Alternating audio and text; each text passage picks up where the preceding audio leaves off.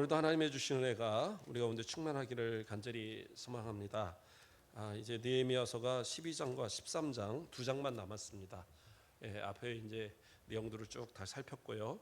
오늘은 12장 43절까지의 말씀까지만 오늘은 좀 살피고 다음 주에 그 뒷 부분과 마지막 장을 같이 다 살피도록, 그러니까 다음 주에 살피겠습니다. 다음 주는 우리 전사님이 설교하시고요. 자, 12장 1절 말씀을 보면 스알디엘의 아들 스룹바벨과 예수아와 함께 돌아온 제사장과 레위 사람들은 이러하니라, 이렇게 시작을 해요. 그러니까 여기서 말하는 건 뭐예요? 스룹바벨과 예수아가 누굽니까? 바벨론에서 1차 포로 귀환 때 바사국이 들어서면서 바벨론의 포로로 끌려갔던 이들이 1차 포로 귀환이 있었잖아요. 그때 1차 포로 귀환을 주도했던 사람들이 이 스룹바벨과 예수아입니다. 총독이 스룹바벨이었고 예수아가 당시에 대제사장이었어요. 그래서 이 두 사람이 함께 와서 결국에 이제 성전도 재건을 결국에는 좀 시간이 걸리긴 했지만 재건에 다 힘써서 했고, 제사장들과 레위인들을 모아서 이제 그런 제사의 기틀을 잡았던 사람들이 이들이에요. 그래서 이때에 있었던 제사장들과 그 레위인들의 계보가 있다라는 거예요. 그래서 그것을 지금 밝히고 있는 겁니다. 왜 이것을 중요하게 이 느헤미야는 여겼냐 하면 이 이야기뿐만 아니라 여기서는 이제 스룹바벨과 예수와 함께 돌아온 제사장들과 레위인들이라고 그랬지만 사실은 그 뒤에까지 보면은 이 2차와 3차의 모든 제사장과 레위인들까지 다 포함하고 있어요.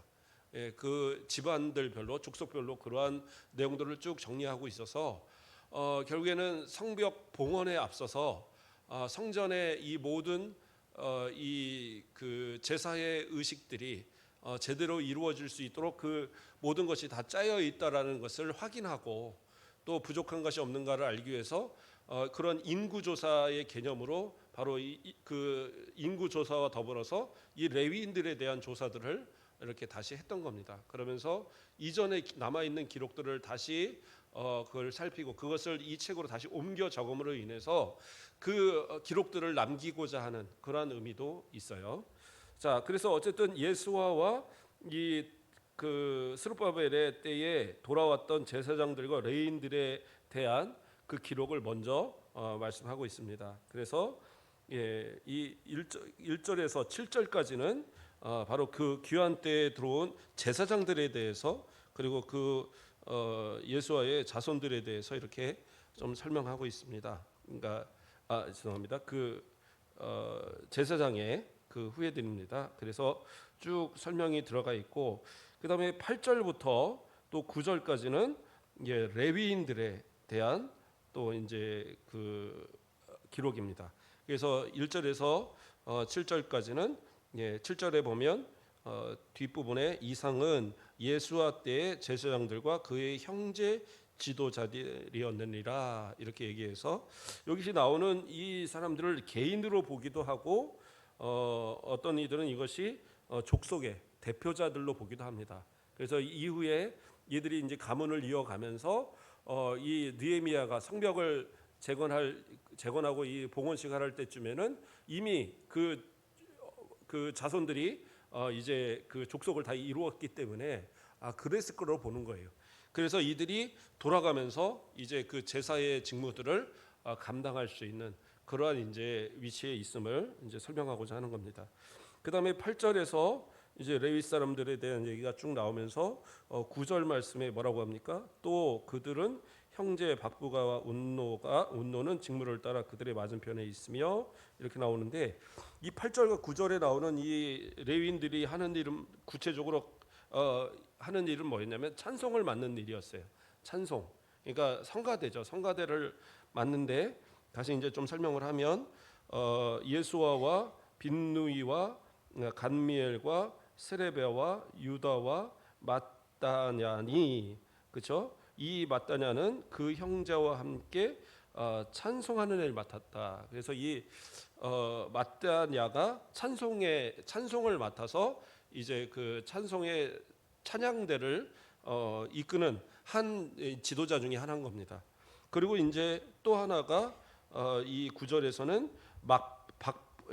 박부갸와 운노는 직무를 따라 그들의 맞은편에 있으며, 이건 무슨 얘기냐면 찬양대가 두 개가 있었다라는 거예요. 그래서 찬양대가 양쪽에서 마주보면서 성전 안에서 찬양하는 찬양대가 양쪽에서 마주보면서 서로 지휘자의 지휘에 따라서 찬양을 한 거예요.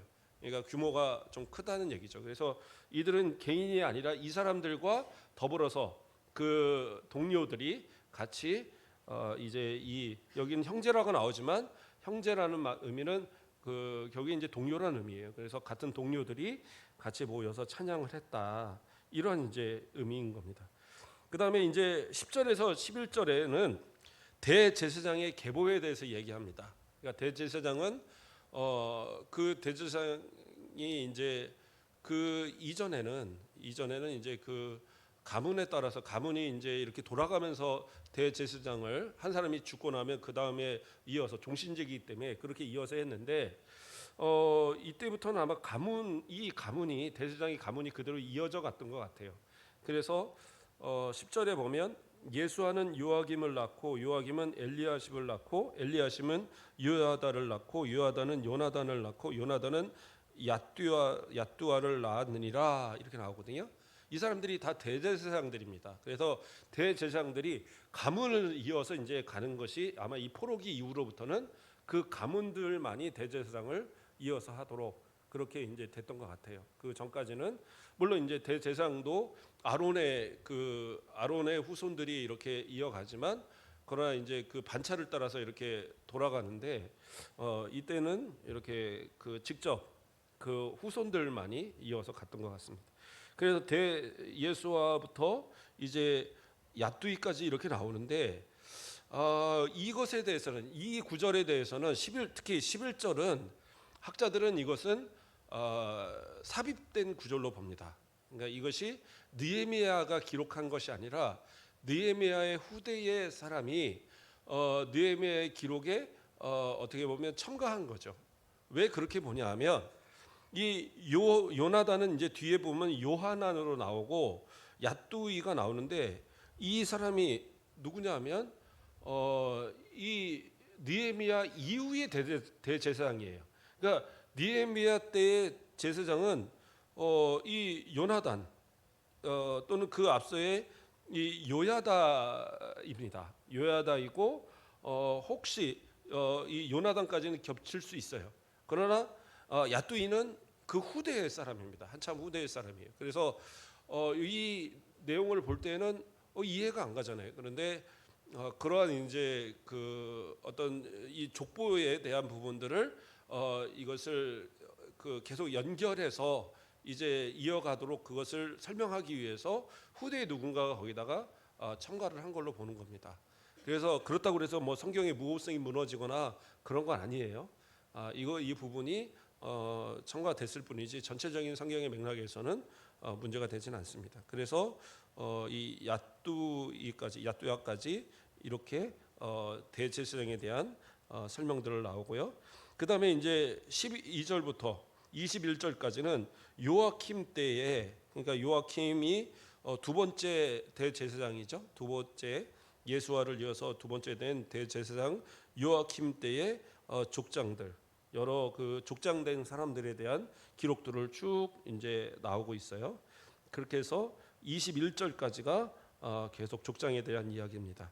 그런데 요아킴 때의 제사장과 족장된 자들 이렇게 나오는데, 이때의 기록만이 왜 그러면 남아 있느냐? 그러니까 이것은 기록이 잘 남아 있었기 때문에, 아까도 말했지만 기록이 잘 남아 있었기 때문에 이 남아 있는 기록을 계속 보존하기 위해서 거기다가 이렇게 옮겨 적은 거예요. 그래서 이 느헤미야가 이것을 기록할 때 그 당시에 이 요아킴 때의 기록이 이렇게 쭉 남아 있는 거예요. 그러니까 이 기록을 옮겨서 여기다 적어서 이제 계속 후대에도 남기기 위해서 이것을 옮겨서 설명을 하고 있는 겁니다. 꼭 요아kim 때의 것만 이게 일부러 기록한 게 아니라 그 이전이나 그 이후의 사람들도 있지만 이 기록이 잘 남아 있었기 때문에 기록을 옮긴 것이다. 그렇게 이해하면 됩니다. 그 다음에 22절에서부터는 엘리야십과 요아다와 요나단과 야뚜아 때의 레위 사람의 족장이 모두 책에 기록되었고, 또 뒤에도 바사왕 다리오 때의 제사장도 책에 기록되었고, 그 다음에 23절에서도 레위 자손의 족장들은 엘리야십의 아들 요하난 때까지 역대 지략에 기록되었으며, 이렇게 이제 책에 기록되었고 또 역대 지략에 기록되었으며 이렇게 나오는 이유는 뭐냐면, 이 외에도 앞에서 말한 이 요아kim 때의 기록 외에도 다른 기록들이 계속 그렇게 적어오고 있었다는 거예요. 다른 책에 다 기록이 돼 있고 역대 지략이라는 책에도 기록이 돼 있고, 그렇게 해서 이 모든 것이 다 기록되고 있다, 이렇게 설명하는 거고요. 여기서 나왔던 아까 요하난이라는 이 이름이 아까 읽었던 요나단과 동일한 사람으로 봅니다. 왜냐하면 그 뒤에 야뚜아가 바로 이어서 나오잖아요. 그래서 이거는 요하난은 요나단과 같은 사람으로, 11절에 나오는 요나단과 같은 사람으로 봅니다. 자, 그렇게인데 여기서 보면 이제 역대 지략이라고 나와요. 역대 지략이라는 말이 이 느헤미야에도 나오지만 열왕기에도 나오고 역대기에도 나옵니다. 그러면 이 역대 지략이라는 건 뭐냐? 이것은 연대기, 역사 기록책이에요. 그런데 여기서 말하는 역사 기록책은 정치적인 내용을 담은 그 궁정에서 쓰이는 그 역대 지략이 아니라, 이것은 이 그 성전의 연대기, 그러니까 이 성전 안에 제사장들이나 레위인들이나 이런 사람들이 기록을 남기기 위해서 만들어 놓은 책이 역대 지략인 거예요. 그래서 이것은 같은 이름이지만 서로 다른 책입니다. 그래서 성전에 대한 내용들을 그렇게 기록하고 있다라는 겁니다. 그래서 쭉 이렇게 기록이 되어서 26절에 가서 이상의 모든 사람은 요사닥의 손자 예수아의 아들 요아킴과 총독 느헤미야와 제사장 겸 학사 에스라 때에 있었느니라, 이렇게 나오죠. 그래서 지금 예수아의 아들 요아킴과 이렇게 나오는 건 뭐예요? 요아킴이 대제사장이었다는 얘기잖아요. 그렇죠? 근데 이후에 요아킴 이후에 이 엘리야십이 대제사장이었고, 그리고 이때 요아킴에 이어서 대제사장이 엘리야십이 함께 이제 이어서 바로 되었던 겁니다. 그리고 이제 더 이상의 기록은 없어요. 그러면 그 다음에 요야다부터는 어떻게 보면 이 느헤미야하고 겹치기도 하고, 그 뒤에 이 요나단이나 야뚜아는 겹치지 않는 이름들인 겁니다. 이제 뭐 그런 이제 내용들이 첨가된 걸로 보는 겁니다. 자, 그리고 이제 좀 더 다시 보면 24절과 25절의 내용을 보면, 레위 족속의 지도자들은 하사랴와 세레바와 감미엘의 아들 예수아라. 그들의 형제의 맞은편에 있어 하나님의 사람 다윗의 명령대로 순서를 따라 주를 찬양하며 감사하고, 이렇게 나오죠. 그러니까 찬양대를 설명한 겁니다. 이 당시에 이것은 이제 이 그 옛날이라보다는 지금의 이제 찬양대로 이제 그 연결되는 그러한 부분인데, 자, 이 그 설명이 나오면서 뒤에 보면 맏대나와 박부가와 오바댜와 무술람과 담몬과 악굽인 다 문지기로 순서대로 문안의 곡간을 파수하였더니, 그러면서 문지기에 대한 이름이 이제 맏다냐, 박부가, 오바댜, 무술람, 달몬과 악굽 이렇게 나오는데, 자, 맏다냐와 박부가는 앞서서 그 찬양대를 레위 사람들에 대한 설명을 나올 때에 9절에 보면 형제 막부가와 운노는 직무를 따라 그들의 맞은편에 서서, 그리고 그 앞서에서 맏다냐는 그의 형제와 함께 찬송의 일을 맡고, 그래서 맏다냐와 박부가는 찬양을 맡은 사람들이에요. 혹시 이게 족속의 이름이라고 해도 그 후손들도 찬양을 맡는 일을 맡고 있는 겁니다. 그런데 여기서 보면 25절에 가서는 맏다냐와 막부가가 뭘로 나와요? 문지기로 나옵니다. 그러면 그 앞서에서는 그 24절에서는 찬양대에 대한 설명이 나왔고, 25절로 가면서 문지기로 나오는데 맏다냐와 박부가가 문지기로 나오거든요. 그러니까 이건 이제 후손들의 얘기죠. 후손들이 이제 나오는데, 이 성전의 레위인들은 이 자기 직무가 정해 있으면 거의 그 후손들도 그 직무대로 갑니다. 직무가 이렇게 바뀌는 경우가 거의 없어요. 그래서 여기서 말하는 것은 그래서 학자들 가운데는 이것을 이 그 끊기를 이제 그 이 히브리어의 이 단어들이 연결될 때에 그 와우라는 단어 이렇게 쭉 내리는 단어가 있는데 이게 그리고라는 단어거든요. 그래서 이것이 지금 붙어 있는 것이 바로 이 마따냐와 박부가 오바댜가 이 밑으로 25절로 붙도록 그렇게 돼 있는데 이것을 아마 오기로 잘못 붙인 것이 아닌가. 그래서 오바댜까지를 앞에 붙여서 24절에 차양대로 보고 그 뒤에 무슬람과 달몬과 악굽을 문지기로 보고 이렇게 이제 구분하기도 합니다. 그러나 어쨌든 성경의 원문대로는 이렇게 구분되는 게 맞아요. 자, 그렇게 해석이 돼 있고 그렇게 해서 26절까지 모든 제사장들과 레위인들의 그런 어떤 이제 조상들의 개념이겠죠. 이제 이 귀환한 뒤로 1, 2차, 2차, 3차의 모든 그러한 제사장들의 그 이름들을 이렇게 대제사장들의 이 이름들과 그 다음에 각 그 제사장과 레위인들의 대표들의 이름들을 기록해서 남긴 겁니다. 자, 그리고 이제 27절부터 이제 성벽의 봉헌의 이야기가 시작이 됩니다. 27절 말씀을 보면 예루살렘 성벽을 봉헌하게 되니 각 처에서 레위 사람들을 찾아 예루살렘으로 데려다가 감사하며 노래하며 재금 치며 비파와 수금을 타며 즐거이 봉헌식을 행하려 하매 이렇게 나오죠. 그러니까 이 말씀은 뭐냐 하면 지금 이제 이 레위인들의 가장 또 큰 일 중에 하나가 아까 이렇게 우리가 살폈지만 찬양대에 대한 이야기를 계속 나왔잖아요. 레위인들이 찬양대 일만 하는 건 아니거든요. 뭐 성전의 그릇도 관리하고 곡간도 관리하고 뭐 하는 일이 대단히 많습니다. 근데 이제 앞에서도 찬양대 일만을 설명했던 이유 중에 또 하나는 지금 이 봉헌식에 이 찬양대가 필요한 거거든요. 그래서 그 찬양대에 대한 기록들을 또 찾아보고 그들을 이제 불러 모으는데 이들이 이제 어떻게 됐느냐 28절을 보면 이에 노래하는 자들이 예루살렘 사방들과 느도바 사람의 마을에서 모여들고 이렇게 나와요. 그래서 예루살렘 사방과 느도바 사람의 마을이라는 개념은 무슨 얘기냐면 그렇게 멀리 떨어져 있지 않다라는 거예요. 이 느도바 지역은 한 30km 떨어진 지역입니다. 베들레헴 근처에 있는 지역으로서 예루살렘에 어쨌든 가까운 지역에 있는 위치에 이 레위인들이 다 마을을 형성하고 있었다라는 거예요.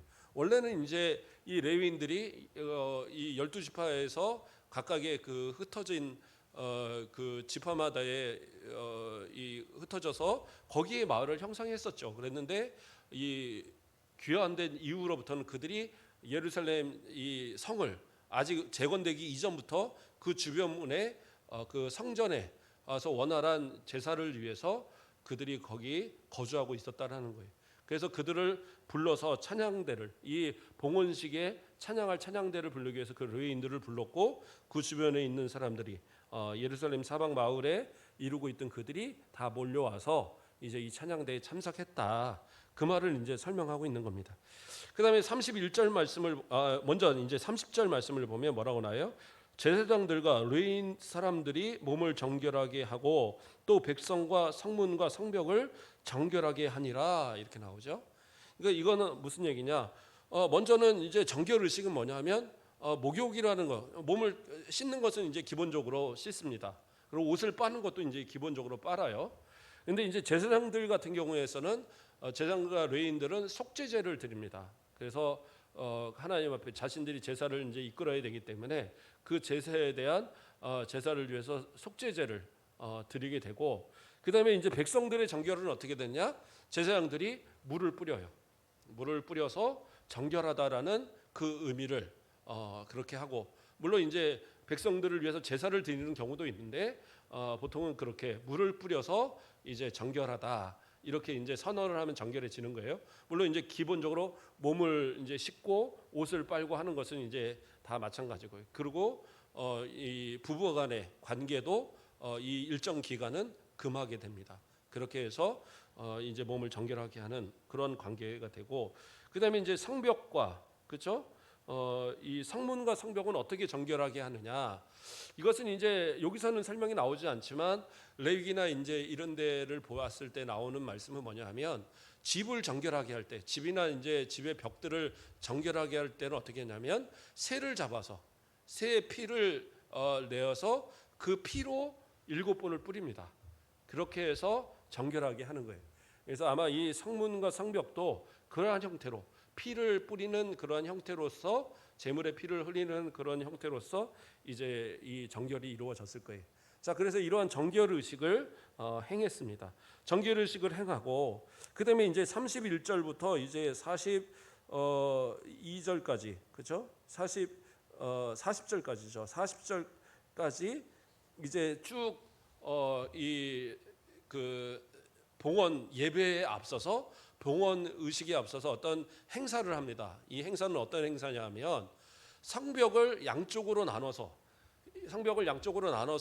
이렇게 성벽 위에 성벽이 뭐 그렇다고 벽이 이렇게 얇게 있는 게 아니라 두껍게 있어서 위를 이렇게 지날 수 있도록 만들거든요. 왜냐하면 전쟁이 나오면 위에서 공격을 해야 되니까 방어도 해야 되고 그래서 위에가 이제 넓습니다. 그래서 그곳으로 이렇게 진행을 해서 쭉 만나서 성전에 가까운 문에서 내려가서 그 성전으로 들어와서 거기서 이제 봉헌식을 한 거예요. 이게 그거에 대한 설명이 31절부터 나오는 겁니다. 31절에서 뭐 어떻게 나오냐면 자 보세요. 내가 유다 방백들을 성벽 위에 오르게 하고 그 유다 방백들은 유대의 지도자들이죠. 여러 이제 족속의 지도자들을 불러서 성벽에 오르게 했어요. 그 다음엔 어떻게 했느냐? 또 감사 찬송하는 큰 무리를 둘로 나누어 성벽 위로 대오를 지어 가게 하였고 이 사람들은 누굽니까? 레위인들이죠. 레위인들 아까 이게 소집한 그 레위인들을 양쪽으로 나눠서 줄을 지었다는 거. 대오에 줄을 지어서 양쪽으로 이렇게 쭉 쓰게 한 거예요. 그래서 이게 어디에 이제서부터 출발을 했느냐? 그래서 학자들은 여기가 죄송합니다. 제가 좀 찾아볼게요. 네, 골짜기 문. 골짜기 문일 것으로 봅니다. 왜 골짜기 문일 것으로 보냐하면 처음 이 그 느헤미야가 이 유다에 왔을 때에 그때 유다의 성벽의 어떤 상태를 보기 위해서 먼저 출발해서 이렇게 쭉 살폈던 데가 골짜기 문입니다. 그래서 골짜기 문으로 들어서 저 위쪽 수문 이 분문과 수면 쪽 방향으로 쭉 올라갔다가 다시 내려와서 다시 골짜기 문으로 들어왔거든요. 그래서 이 골짜기 문 쪽에서부터 시작했을 거로 보는 거예요. 그리고 이제 이 성경 구절 내용을 봐도 골짜기 문으로부터 출발했다는 게 왜냐하면 양쪽에 나오는 문의 이름들이 이제 좀 거명이 되니까요. 그래서 이 방백들이 올라가 있고 그 다음에 이 찬양대가 대우를 져서 이렇게 있고 그 다음에 또 이제 죄송합니다. 그 대우를 지어서 이 한 무리가 어디로 가요? 오른쪽으로는 분문을 향하여 가게 하니 그래서 골짜기 문에서 오른쪽으로 제일 먼저 나오는 이 분문이에요. 그러니까 똥문, 분문. 그 분문으로 가게 되고 또 다른 이제 쪽은 이제 뒤에 나오겠지만 쭉 내려와서 화덕문이라고 나오는데 이제 보통 풀무망대, 화덕망대라고 하는 풀무망대라고 합니다. 그 풀무망대 쪽으로 해서 이렇게 가게 되는 거예요. 자, 다시 이제 31절 조금 더 보면은요. 그래서 32절에 그들의 뒤를 따르는 호세아와 유다 지도자의 절반이요. 그래서 유다 지도자의 절반, 아까 말했던 그 방백들의 절반이 이 찬양대를 뒤를 따라서 가는 거예요. 자, 그리고 또 아사랴와 에스라와 무술람과 유다와 베냐민과 스마야와 예레미야며 이렇게 해서 그 지도자들의 어떤 대표들을 이제 이름들을 기록하고 있는 겁니다. 요 유다와 베냐민이라고 쓴 부분들을 어떤 애들은 이제 평민들이 아니냐라는 얘기도 있는데 그건 아닌 것 같아요. 왜냐하면 전체가 그곳으로 올라갈 수는 없거든요. 그래서 이것은 사람의 이름이 유다하고 베냐민이었던 거예요. 자, 그렇게 해서 함께 지도자들이 올라갔고요. 그 다음에 35절에서 또 제사장들의 자손 몇 사람이 나팔을 잡았으니 그러니까 제사장들은 또 나팔을 불고 그 뒤를 또 따라서 갔던 겁니다. 찬양대들 그리고 그 지도자들 그 다음에 이제 제사장들이 나팔을 불고 갔고요. 그 다음에 쭉 내려가서 이 아삽의 6대 손 스가랴와 그의 형제들인 스메아와 아사엘과 밀랄레와 길랄레와 마에와 느다델과 유다와 하나니라. 그러면서 그 사람들이 이제 그 나팔을 불고 이렇게 쭉 갔다라는 거예요. 제사장들. 자, 그다음에 이 사람들이 이제 어떻게 해요? 샘문으로 전진하여, 그러니까 이 분문을 지나서 샘문으로 간 거예요. 분문을 지나서 샘문으로 전진하여 성벽으로 올라가는 곳에 이르러 다윗성의 층계에 올라가서 다윗의 궁 윗길에서 동쪽으로 향하여 수문에 이르렀고, 이게 말이 되게 복잡한데 이게 무슨 말이냐면 이 샘문에 가서 이 샘문을 가로지로 가지를 못했던 이유가 샘문의 그 문 사이에 이 연결이 되지, 문 위가 연결이 되지 못하고 그 이 다윗의 옛 다윗성에서 그 다윗 궁전에서부터 내려오는 계단이 있었는데 그게 아마 가로막았던 것 같아요. 그래서 이들이 성문에서 내려와서 다시 그 계단을 타고 올라가서 그래서 이제 이어서 샘문을 이어서 수문을 향하여 그렇게 갔던 겁니다. 지금 이제 그 얘기를 설명하고 있는 겁니다. 잠깐 내려갔다 올라갔다. 그런 이제 의미입니다. 그리고 이제 수문에 이르렀고, 그다음에 38절에는 감사 찬송하는 다른 무리는 왼쪽으로 행진하는데 내가 백성의 절반과 더불어 그 뒤를 따라 성벽 위로 가서 화덕 망대길 망대 윗길로 성벽의 넓은 곳으로 이르러, 그러니까 성벽의 넓은 곳이라면 이게 뭐냐면 올라가다 가서 이 성벽의 위에 그 폭이 있다 그랬잖아요. 이게 넓은 지역을 얘기하는 겁니다. 그러니까 좀 더 넓은 지역이 중간에 쭉 이어진다는 거예요. 그래서 그 넓은 길로 가서 그 다음에 쭉 해서 이제 뭐 어문, 하나네 문, 한메야 문, 그 다음에 이제 양문에 이르기까지. 그래서 이제 양문에 지나서 거기에 이제 그 감옥이 있는 감옥문까지 이렇게 이어진다 이렇게 나와요. 근데 이제 감옥문이 어딘지는 제가 잘 모르겠어요. 다 찾아봤는데, 근데 아마 양문의 근처에 있는 어떤 그런 초소 같은 그런 데 같아요. 자, 그렇게 해서 이제 양쪽으로 이렇게 쭉 대오를 해서 아까 이제 처음에 그쪽은 에스라가 이끌었고 지금 이 한쪽 무리는 이제 느헤미야가 이끌고 그렇게 해서 쭉 해서 가서 만나서 이제 어디서 만나느냐 이것도 이제 좀 논란이 있어요. 근데 아마 양문 내지는 아마 그 중간에 있는 이제 중간지대의 문을 이게 동문이나 뭐 마문이나 뭐 이런 데를 통해서 들어왔겠죠. 그래서 어쨌든 같이 맞물려서 만나서 이제 성전으로 들어와서 거기서 이제 제사를 드리는 그러한 이제 과정을 겪게 되는 겁니다.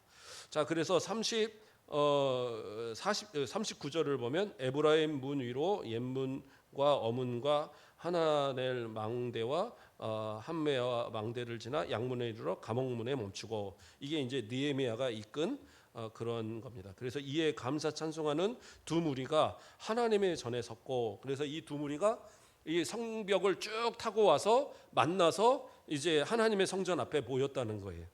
그래서 그 나와 만장의 절반도 함께하였고 제사장 엘리야김과 마아세야와 미나민과 미가야와 엘요에나와 스가랴와 하나니아는 다 나팔을 잡았고, 그래서 아까 제사장들이 나팔을 잡았다고 그랬죠. 나팔을 잡았고 또 그다음에 이제 쭉 해서 노래하는 자는 크게 찬송하였는데 그 감동은 에스라이야 발음이 좀 어려웠죠. 에스라이야라는 사람이 이제 이 총 감독이 된 거예요. 그 찬양대. 그래서 악기와 이 두 찬양대를 다 이렇게 아우러서 찬양을 지휘하는 자가 이 지휘자였던 겁니다. 이 사람이 감독, 다시 말해서 지휘자입니다. 지휘자. 그다음에 43절에 이날에 무리가 큰 제사를 드리고 심히 즐거워하였으니 이는 하나님이 크게 즐거워하게 하셨으므로 부녀와 어린아이도 즐거워하였으므로 예루살렘이 즐거워하는 소리가 멀리 들렸느니라. 이 말씀 뭐냐면 큰 제사를 드렸다라는 거죠. 이 제사는 화목제물일 것으로 봅니다. 화목제. 왜냐하면 다른 제물들은 일반 백성들이 같이 먹지 않아요. 근데 이제 화목제물은 그것은 제사장들도 먹고 레위인들도 먹고 또 이제 백성들도 함께 나눠서 먹게 됩니다. 그래서 이 큰 제사를 통해서 많은 제물을 드린 이 제사에 쓰인 이 고기를 또 백성들이 함께 나눠 먹고, 그러면서 또 하나님이 크게 즐거워했다라는 것은 하나님이 받으실 만한 그런 아주 성대한 그러한 제사가 이루어졌다, 이런 의미예요. 그렇게 해서 부녀들과 어린아이들도 즐거워했다라는 것은 이 모든 사람들이 같이 나눠 먹을 만큼 풍성하게 이 제사가 준비가 되었고, 그리고 그것을 다 나누어서 기쁨으로 먹었고, 또 이 상벽을 헌당한다는, 이 봉헌한다는 이 기쁨에 모두가 함께 즐거워서 소리를 쳐서 그 소리가 멀리 있는 지역까지 들릴 정도로 그렇게 큰 성대한 이 그 봉헌식이 이루어졌다. 이제 여기까지가 봉헌식의 이야기입니다. 저는 이제 뭐 이 말씀을 보면서 이제 제가 모형도도 이렇게 찾아봤거든요. 이게 이제 상벽 모형도인데 이 성경에 나오는 명칭이 다 나오진 않더라고요. 제가 다 찾아봤는데, 근데 이제 상상을 해보면 진짜 멋있었을 것 같아요. 그렇죠? 이 찬양대가 성벽에 쫙 올라가서, 그리고 그 나팔을 부는 제사장들과 또 지도자들과 그리고 이 찬양하는 찬양대 뭐 이런 사람들이 쫙 하면서 큰 소리를 내면서 쫙 지나갈 때 그 밑에 백성들은 얼마나 그 감격스럽겠어요. 그 모습을 같이 보면서 그 밑에 길로 같이 따라가면서 성전까지 다 가서 성전을 꽉 가득 채우고, 그리고 하나님 앞에 이 봉헌에 이 큰 이 성벽의 이 역사를 하나님께 영광을 돌립니다. 그리고 이제 이 예배하고 제사하는 이 감격, 정말 아마 우리가 보통 교회를 건축하고 이렇게 헌당식 드리고 하는 비교가 안 될 정도로 아마 정말 아주 감격스러운 것이 아니었을까 한번 생각을 해봅니다. 물론 우리 성도들도 이 교회를 건축하고 할 때 얼마나 감격스러웠겠어요. 예. 이제 뭐 우리 교회도 나중에, 그렇죠? 우리 후손들이 언젠가는 또 이 건축해야 되겠지 않습니까? 우리가 지금 이제 보수는 열심히 다 거의 끝내서 이제 앞으로 몇십 년은 끄떡 없을 것 같아요. 예. 그러나 언젠가 또 건축이 되어지고 이러한 모습들을 또 보게 되면 아마 참 또 감격스러움이 있지 않을까. 정말 하나님의 전을 사모하고 또 같이 기도하고 언제나 또 이 자리를 채워서 하나님 앞에 영광 돌리는 그러한 우리들의 모습, 그게 계속 또 되어지는, 정말 이런 성벽 봉헌의 이런 기쁨이 계속 되어져야 되는 것처럼 우리 성도들의 그러한 헌신도 또 감사도 계속 되어지는 저와 여러분 되시길 주님의 이름으로 축복드립니다. 기도하겠습니다. 사랑의 하나님, 감사를 드립니다. 오늘 말씀을 통하여서 또 이 성벽 봉헌의 또 과정 속에 이전의 제사장들의 명단들과 레위인들의 명단들을 살피며 이제 하나님 앞에 온전한 성전 제사가 이루어지고 있음을 다 드러내고, 또 온 성도들과 감사로 하나님 앞에 성벽을 봉헌하여 드리는 모습을 살폈습니다. 주님, 이 모든 모습들이 단순히 그들의 기쁨이 아니라 오늘 우리가 예배하는 하나님 앞에 감사하는 이 감격에 또 계속되어짐이 이어지게 하시고, 우리 모든 성도들이 살아가는 동안에 정말 항상 주의 전을 생각하고 또 주님의 몸된 교회를 기억하며 언제나 올바른 삶의 모습, 또 하나님 보시기에 합당한 믿음의 삶을 살아가는 우리 모든 성도들 되도록 축복하여 주시옵소서. 감사합니다. 예수 그리스도의 이름으로 기도드립니다. 아멘.